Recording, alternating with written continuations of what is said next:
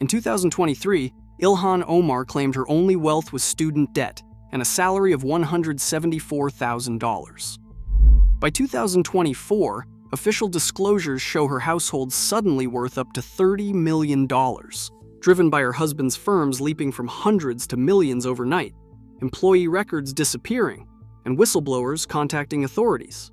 If the numbers are impossible, what actually happened inside Minnesota's most controversial political empire? In February 2024, Ilhan Omar posted that her salary was $174,000 before taxes, that she did not own stock or a home, and that she was still paying off student debt. That post was clear and direct, and it invited anyone to check her official records. Months later, those records told a very different story. Her annual congressional disclosure, filed under penalty of perjury as required by the Ethics in Government Act, listed her household net worth between $6 million and $30 million. Most of those assets were reported through her husband Tim Manette's ventures, Rose Lake Capital, and a California winery. Both of those entities had reported only minimal value the year before. The contrast in the official filings was stark. In 2023, Rose Lake Capital was listed with a maximum value of $1,000. By 2024, it appeared in the $5 million to $25 million range. The California winery jumped from $50,000 to as high as $5 million. Those figures appeared in the official asset ranges that every member of Congress must disclose. The jump was so sudden and so large it did not fit normal patterns of investment or business growth. The disclosure rules are strict. Members must report assets, income, and liabilities within set ranges and must update the record annually.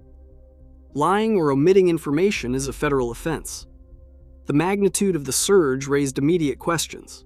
For years, Omar portrayed herself as an outsider in Washington, someone who struggled with debt and lived on a public servant salary.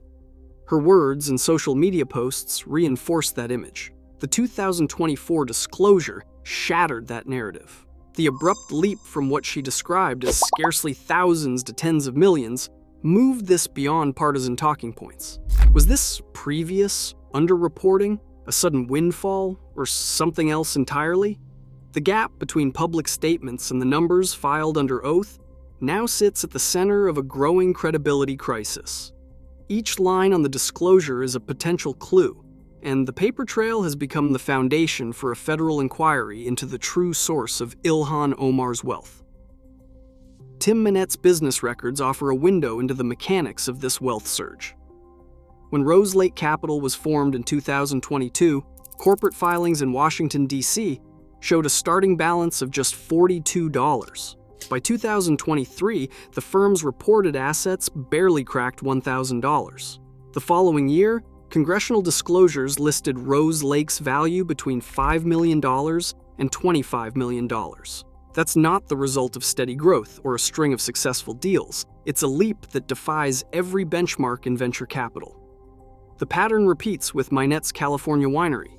In 2023, asset disclosures capped the business at $50,000. 1 year later, the same winery appeared on the books at up to $5 million. These are not marginal bumps or the payoff from a long-term investment. They are sudden, unexplained jumps that raise questions about what kind of transactions could possibly account for such rapid appreciation. Rose Lake Capital's own website once boasted a roster of prominent advisors and partners. 9 names, including a former United States ambassador and a former Democratic senator. But as scrutiny mounted, those names vanished from the site. Archived versions captured by researchers show the before and after. A full team page 1 month, then nothing but a generic contact form the next. This kind of digital scrubbing is a classic maneuver when outside investigators start asking about the people behind a company's operations. The company's address adds another layer of mystery. Rose Lake is registered in Washington, D.C., not Minnesota, even though nearly all of the political and financial attention centers on Omar's home district. The disconnect between location and activity has prompted investigators to look closer at where the money is coming from and where it is actually going. Insiders from Rose Lake have reportedly approached federal authorities with concerns about irregularities inside the firm.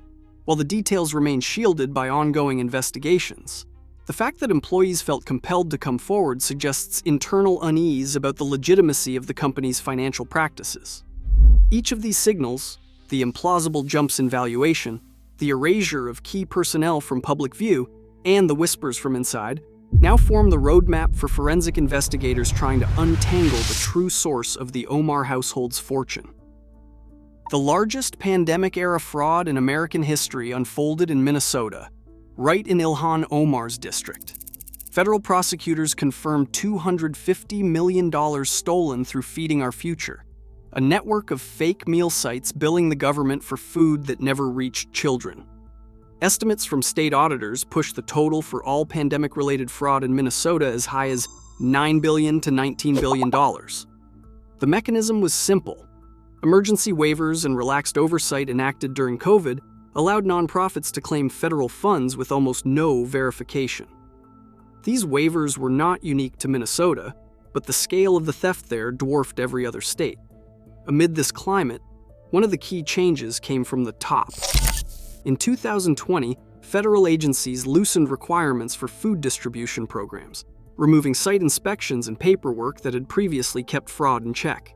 Critics argue that this regulatory gap opened the door for criminal groups to flood the system with false claims. Prosecutors later described how the Feeding Our Future network took full advantage of these gaps, submitting invoices for millions of meals that never existed. The web of connections grew more troubling as the details emerged. One of the convicted fraudsters had direct ties to Safari Restaurant, the venue where Omar once celebrated her campaign win. While no direct evidence links Omar or her campaign to the fraudulent activity, the proximity of these events and the overlap of social and political circles has drawn intense scrutiny. Investigators now face the challenge of tracing whether any of the stolen funds could have been laundered or redirected into legitimate-looking investments, the kind that might explain a sudden explosion of wealth in the same community. The question remains, when public safeguards disappear, how far can stolen money travel before anyone notices? James Comer, chair of the House Oversight Committee, has laid out the next steps in plain terms. His team is drafting subpoenas aimed squarely at the financial records behind the Omar household's wealth surge. Standard targets include bank statements, partnership cap tables, and K-1 forms, documents that reveal who owns what, where the money came from, and how profits were divided. These are the same records used in past congressional probes that led to criminal convictions for asset concealment and false reporting. Comer has been blunt. He said there are a lot of questions as to how her husband accumulated so much wealth over the past 2 years. His staff is preparing to demand sworn testimony not just from Tim Manette, but from anyone with access to the underlying transactions. Expert voices are raising alarm about the plausibility of the reported numbers. Congressman Darrell Issa, a senior member of the Judiciary Committee and a veteran of high-profile corruption cases, put it simply. He said wineries do not get profitable and worth a lot of money quickly. It takes years to accumulate millions of dollars in wealth. Not 2 years, not when you start at zero. He also pointed out that venture funds do not leap from a few dollars to tens of millions overnight. If past underreporting is discovered, House rules require members to file corrective disclosures immediately, a step Omar has not taken. Public pressure is mounting from all sides. President Trump has called for jail time, while Elon Musk accuses Omar of outright fraud. Watchdog groups are tracking every new filing and statement, demanding transparency. The roadmap is clear. Investigators are following the money, and the legal tools at their disposal are designed to leave no hidden account or shell company untouched. For viewers, the message is direct.